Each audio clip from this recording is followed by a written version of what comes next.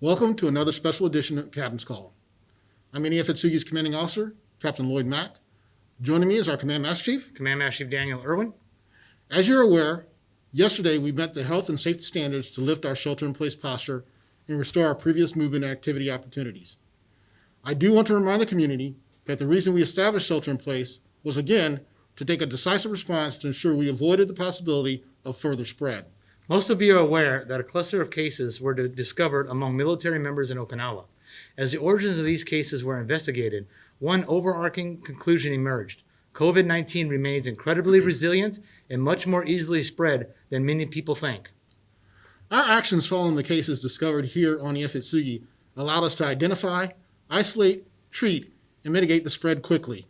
We are now back to our more flexible freedom of movement posture, but any new cases could easily require a snapback to shelter in place. I cannot emphasize this enough.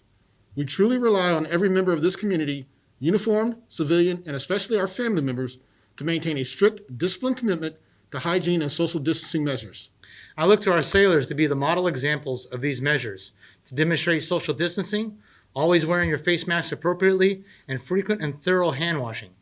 We talk daily about the pride and professionalism, and we see that in your work. Please continue to be the prime example of individual responsibility when it comes to our community's health and safety. As a final note on this, remember COVID-19 doesn't recognize fence lines. Many of you live and even work in the community. We have as much a duty to protect our Japanese neighbors as ourselves, and I depend on everyone residing in or conducting activities off base to show our Japanese hosts our commitment to them as well. Skipper, summer is upon us, but time is moving quickly, and there are events on the horizon that could be affected by how well we observe and comply with our health and safety measures. CMC brings up a good point. As an example, most of you with families just learned that DODEA has recently released guidance regarding the new school year. If we're able to hold on to HPCOM Bravo, the plan is to hold in-class sessions. However, there is an option of distance learning for those parents who may choose for medical or other sensitive reasons to select the virtual learning decision. However, you must make this election by Tuesday, July 28th. That's correct. There isn't much time to choose the virtual learning option, and I understand that there will be a town hall on this very subject this week. CMC, once again, you are correct. There will be a special DODEA Facebook Live session this week to discuss the virtual learning option. We'll post additional information on our Facebook page, but here are some specifics.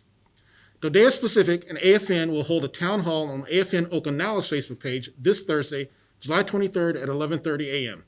Again, that's AFN Okinawa's Facebook page, not NEF Atsugi's.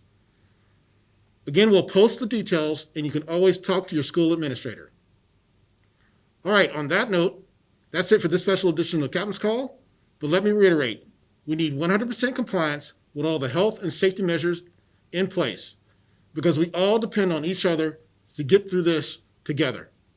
Once again, I want to thank each and every one of you for watching, and as always, if you have any questions, please send them to the Public Affairs Office at the email address below. We'll see you next time.